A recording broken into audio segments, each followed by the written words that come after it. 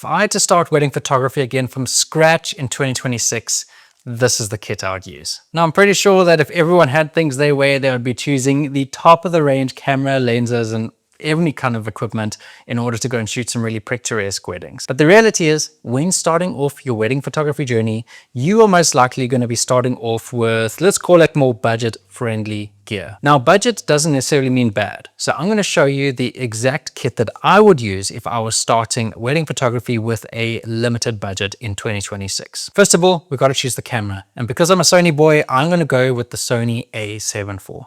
Now, you could probably go even cheaper than this and look at the Sony a7 III, but the reason why I want the 4 is so that it can give me so much flexibility for capturing both photo and video on a wedding day. Now, when you're starting, it is so important to take almost any gig that you can get in order to get that valuable experience and get an amazing portfolio.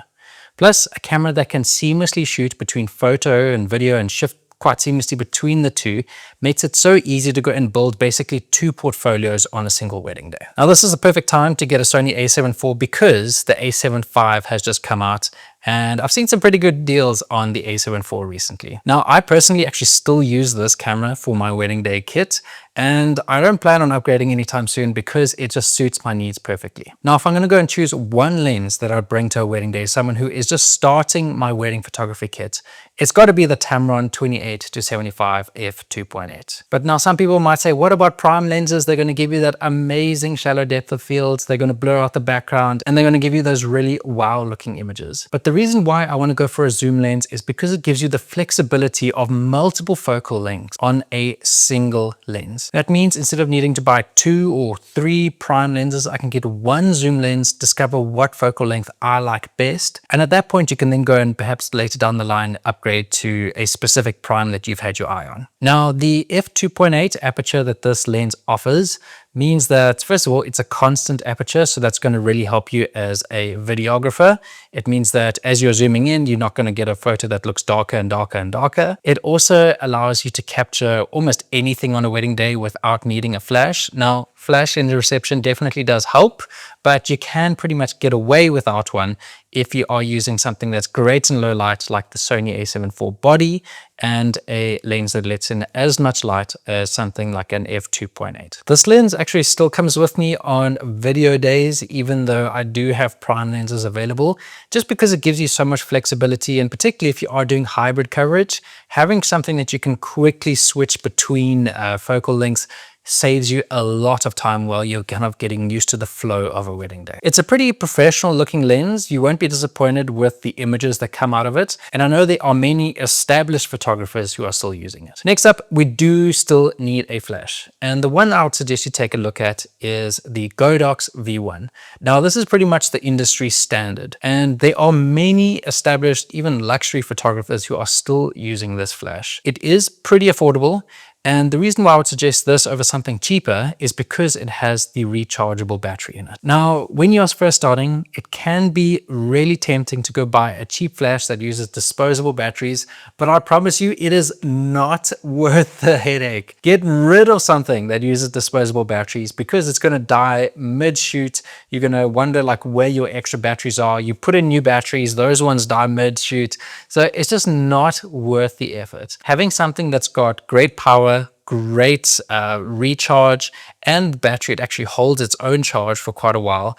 That's really what you need, something that's going to be reliable and something that you do not need to think about on a wedding day. Now, last up, let's chat the most exciting part, and that is SD cards. So I definitely suggest that you get something really, really fast, and you need at least 2, preferably 3 memory cards joining you on a wedding day. Now, we need a camera that's got 2 card slots so that you can have an instant backup, and you need some more cards in order to put in your camera in case you actually go and fill up those first 2 cards. So I would actually suggest that you use something like a 128 gig. I have never used more than 128 gigs on a single wedding day, but it's always nice to have a bit of a backup just in case. Now, there's no point in having a really speedy camera if you've got pretty slow cards. So make sure that your cards are a great speed, and I really like the SanDisk Extreme Pros. Those work incredibly well. They are really fast. The buffer speed is pretty quick.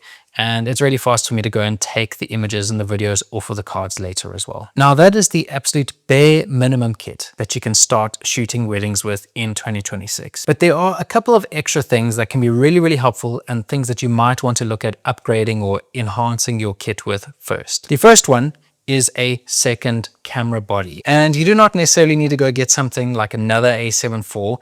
Even having something as like an A7 III as a backup to use in your bag in case something happens to your main camera can be so important, not only on your own peace of mind, but also just to save you from having awkward conversations with a couple saying, sorry, my camera broke, I can't take any more photos. So having a backup, even if it is like a second-hand A7 III, can be so effective in just taking you to that next level in your wedding day experience. Then next up, we spoke a little bit about prime lenses before, so we are going to chat about what primes are most common. Now, if you've got two camera bodies, the kind of focal lengths that I would suggest you take a look at is a 35mm and an 85mm. Those should give you enough of a range and enough variety in your photos to cover almost everything that you need in a wedding day. I know some people go a little bit more zoomed in and they take a look at something like a 135mm prime lens, or they go and hook up like a 70 to 200 zoom lens on there as well, just to get that extra zoom, particularly if they are in like a Catholic church or like a big kind of venue like that. So that's something that you could go and take a look at.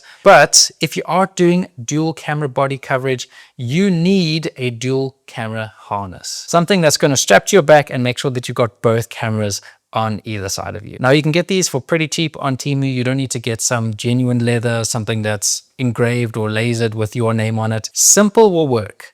So go and get something off Temu that looks pretty strong, that's got really good reviews on it. It'll be cheap. It should last you long enough in order to go and save up for something that is really nice later on. And that's it. If I forgot anything, put it in the comment section down below. But that is how I would start off shooting weddings in 2026. That is the gear that I'd put together if I was shooting my first wedding and looking at getting my very first bookings. Let me know what you thought, and let me know if you need me to do a kit selection for other brands like Canon, Nikon, Panasonic, Fuji, you name it. Subscribe for more wedding photography business tips, and I'll see you all in the next video. Bye-bye.